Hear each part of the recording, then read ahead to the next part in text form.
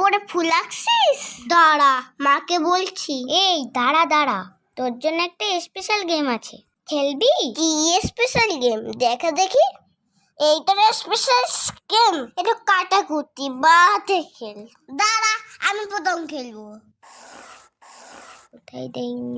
বাবা এদিক ওদিক করছিস কেন? যেখানে দেবি দে না। উফ, যে জায়গাটা দেবো ভাবলাম সেই জায়গাটাই দিয়ে দিল। দেখ এবার কোথায় দিই আমি। এটা কি হলো?